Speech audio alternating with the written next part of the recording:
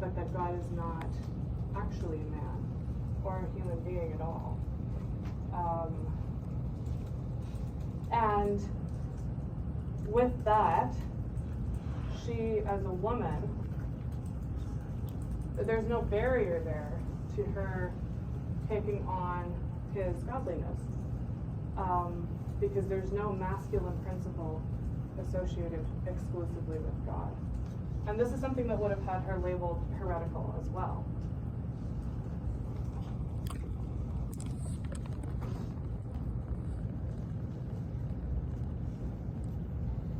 And this ending of the sentence, as humbly as anyone who wholly belongs to another. It suggests that God belongs to her just as much as she belongs to God. Then he gave himself to me in the shape of the sacrament. Sacrament, that word, there's a lot there. And I was hoping, again, if some of you are raised Christian or Catholic, you might know what that is. Does anyone, you guys know what, yeah? It's just like the communion. Yeah, so communion. So the sacrament is typically the bread, which represents the flesh of Christ. You'll eat the bread and then you will drink the wine. So the flesh of Christ, right? What do we think the flesh of Christ is? The sacrament in its outward form. What's its outward form? Yeah. Yeah. Penis, yeah. Absolutely. The Godhead, the penis, the sacrament, the flesh of Christ in its outward form, as the custom is. And then he gave me to drink from the chalice in form and taste as the custom is. So drinking from the chalice. Typically it would have been a wine. Nowadays it's grape juice. Probably if you go to a Protestant church, they're going to give you grape juice. But it represents the blood of Christ. And there's another fluid that represents life as well. Yeah. And blood imagery actually, in sexual terms, extremely significant of that life-giving, in a sense. That fruitfulness, the like procreation that we're having as a theme in this work.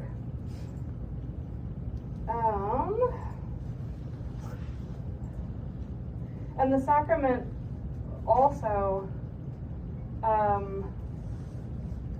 is meant to be symbolic of a divine potency. So you can see how that he's giving her his divine potency in its outward form. After that, he came himself to me, took me entirely in his arms, and pressed me to him. And all my members felt his in full felicity in accordance with the desire of my heart and my humanity. All my members. What do we think?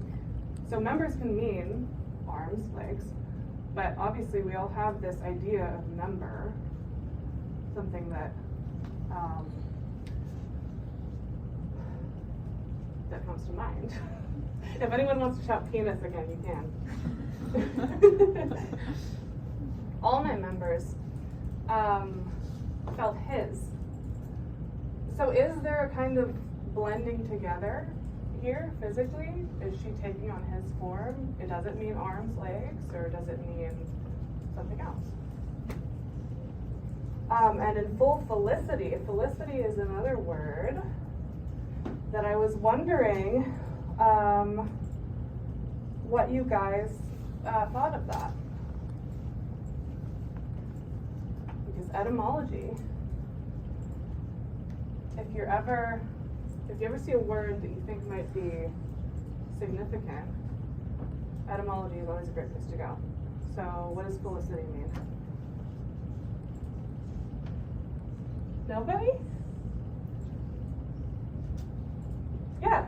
Felicity is like if something is delicious, then it's good or correct, right? Yeah, so happiness, joy, ecstasy, but also fruitful, fruit-bearing, fertile. Again, it's this fruitfulness and fruit-bearing idea, this idea of ripeness and a fullness. We also have full felicity. Once again, we have full. And God's commandment, be fruitful and multiply. So in a sense, she's using her body, she's serving God by being fruitful and multiplying. Now, is she literally pregnant? I don't think so. I think the idea is more a fullness of God in that sense, and a transformation of her own being. I'm going to take this moment to point something out.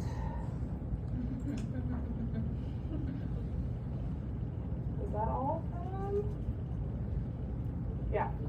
No, you missed one. Did I miss one? On the second last sentence, there's Another cane?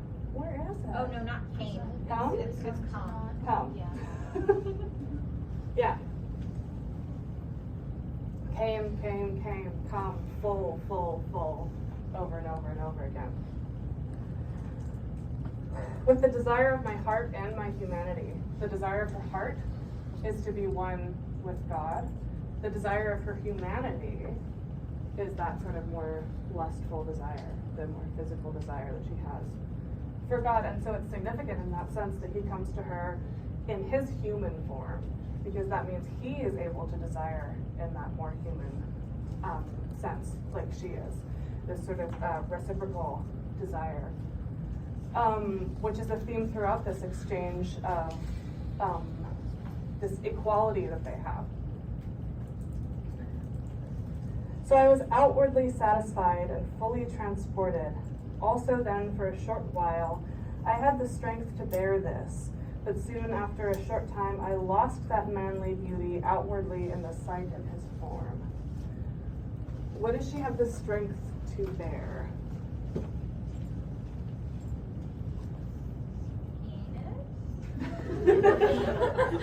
Yeah, no, I think absolutely that the more literal interpretation is completely valid.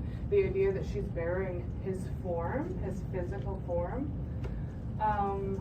She's also bearing his pain, his suffering, and she's also bearing the weight of divinity as well. I lost that manly beauty outwardly in the sight of his form. This one is really interesting. I think you can go a lot of different directions with it. I want to hear what you guys think though. Yeah. I sort of read that as like they came together and they became one, and then this was him separating himself from her, and so she might have, like, when they came together and became one, she adopted the sort of more manly beauty, and as he's separating from her, she's losing that and coming back into her own self. Yeah, absolutely. I think that it's sort of an androgynous blending together of forms that's happening. He has lost that manly beauty, but what has she taken on, right? Has she taken it on? And it also suggests that God doesn't have a fixed form. Again, God's, yeah. It could maybe also allude to like the post-orgasm clarity that some people experience, where when you're in the act, it's like, oh, this is great, but then once you come, it's like you can almost see what you have been doing. It's like, oh, Yeah. So maybe it's something kind of like that, where she's like, oh, okay, so this is how, more of a real version of what just happened. Yeah, but it's not a negative feeling that she has. It's more, like you said, it's a feeling of clarity, where she sees God. I think this is where she sees God as he really is. Yeah. Because that manly beauty was not actually God. The manly beauty was something that he took on for her, or in a sense.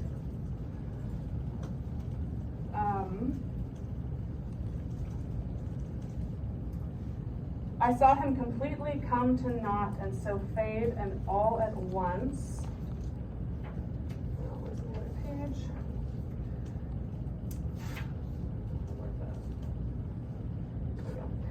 Dissolved that I could no longer perceive him outside me, and I could no longer distinguish him within me.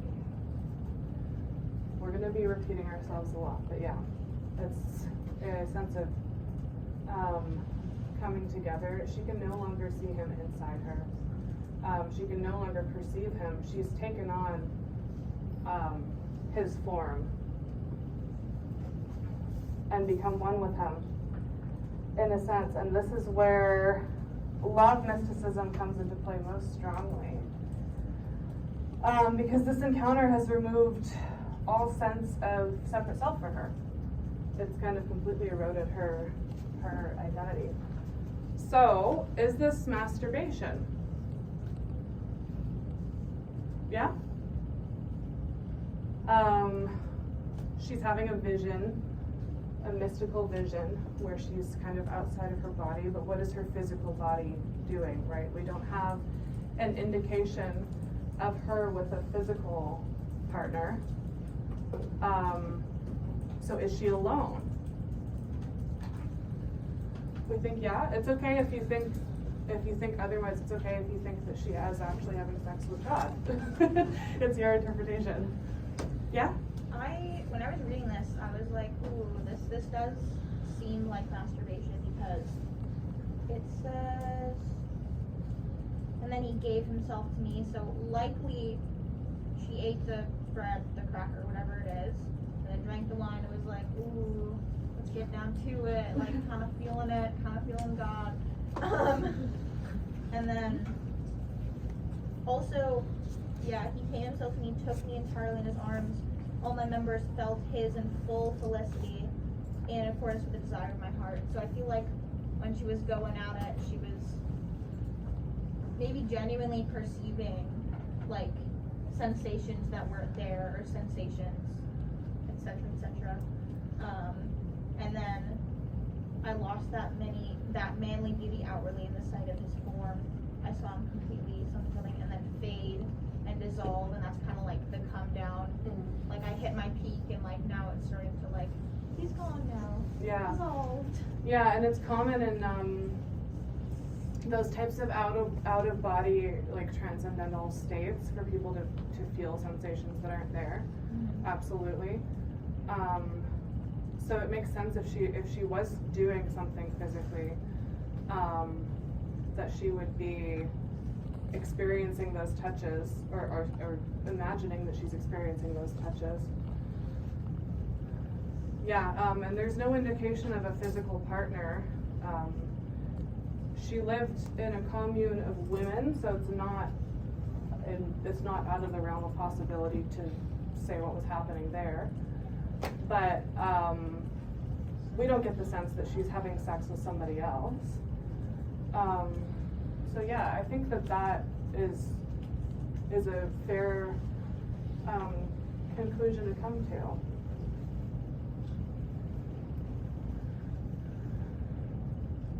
Then it was to me as if we were one without difference. After that I remained in a passing away in my beloved, so that I wholly melted away in him, and nothing any longer remained to me of myself, and I was changed and taken up in spirit. So now she's inside of him. So what do we make of that, aside from pegging? Maybe she's pegging Jesus.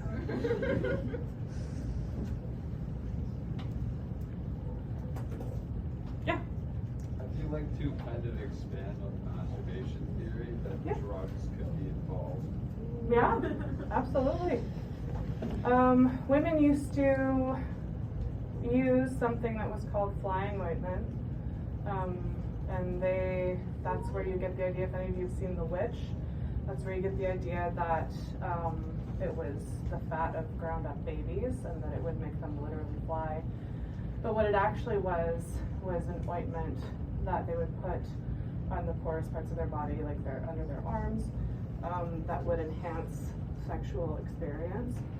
And this was around the time period that would have been something that would have been exchanged sort of undercover between women.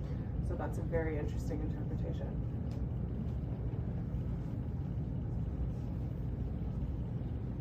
Any thoughts on she's in my beloved, so that I wholly melted away in him?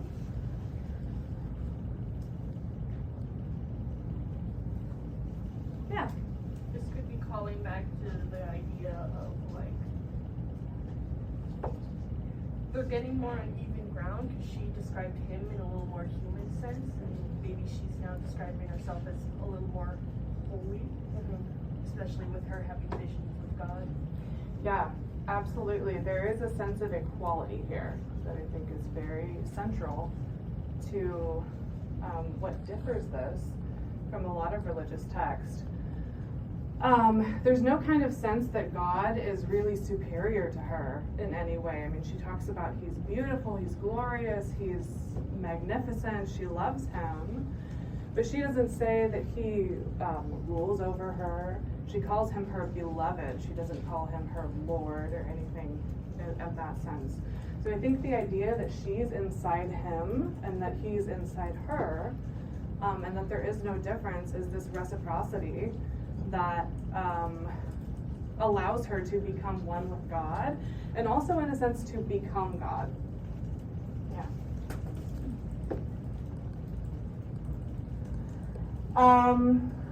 And nothing any longer remained to me of myself, and I was changed and taken up in the Spirit. So the change is what I really wanted to talk about. Because like I said at the beginning, I think this whole thing is kind of centered around transformation. So, in terms of gender, is this a transgender allegory? Or does it suggest that God and divinity is beyond gender? She's transforming into something else. She's not a woman if God isn't a woman. She's not a man if God isn't a man. So, what do you guys think of that?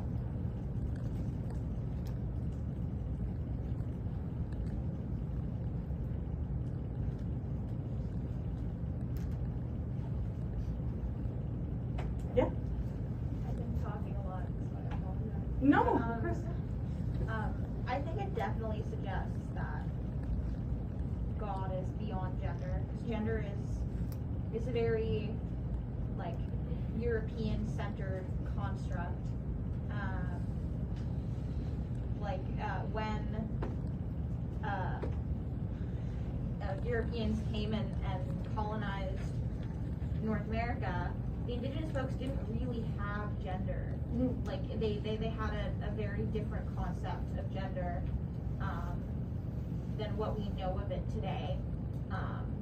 So I definitely think that when the Bible was created and God was envisioned, they might have expected it to be a man just because of the gender dynamics, but no. The answer is no. Yeah, anyone else? Any other thoughts? Yeah, gender is a very colonial imposition, and without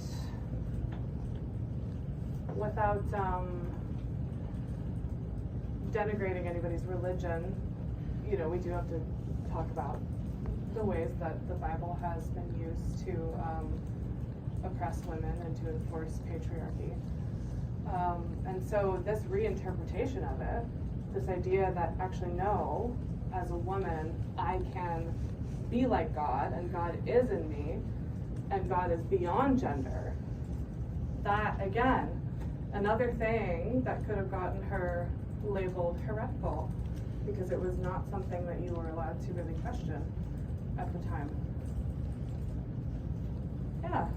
Any other thoughts on that? I think it's a really interesting reading of it. It's not the only reading, but it's something that I bring from my personal experience, and I think is a way to look back on texts that we have from the past when this was not something we could talk about, and read them the way that they might be read now. So, any other thoughts on that? No? Yeah? Well, not so much I guess just a comment, but I've done a little bit of studying on gender in the Bible and how that is expressed and translated, and the Bible, no shade but a little, is notorious for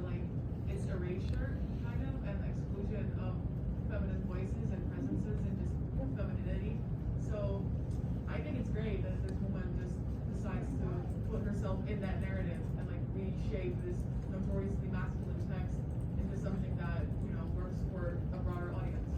Yeah, absolutely. And I think instead of dismissing, I think a lot of people have a tendency to dismiss the Bible because it's long and it's dense, and it's difficult to get through. But it's a really important text. So looking at religion through this lens and looking at the people who were subverting it all throughout history is extremely important. Yeah. No, I agree.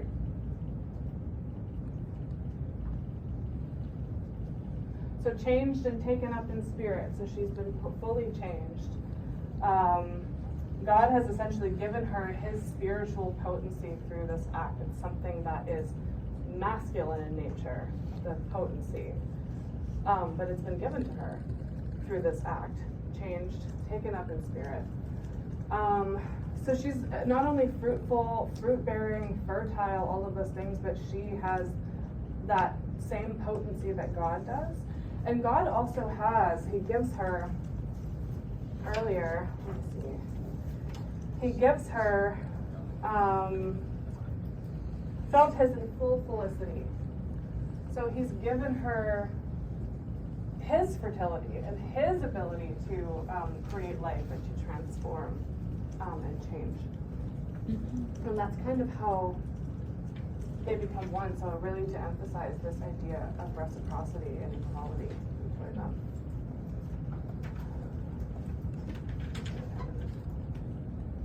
Oh, right on time. Anyone have anything else to say? Yeah? I also wonder if like that whole thing could be kind of also seen as like maybe a vision of kind of what it's like to just live in heaven. Mm-hmm. Yeah, absolutely. Possible. The post-orgasm, obviously orgasm, death, we all know that by now. So the idea of death leading to ecstasy, yeah, absolutely.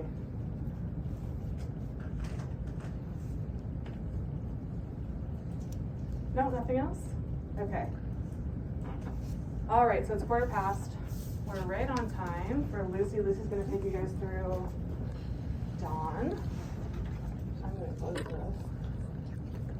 So give her the mic. There you go. It's on.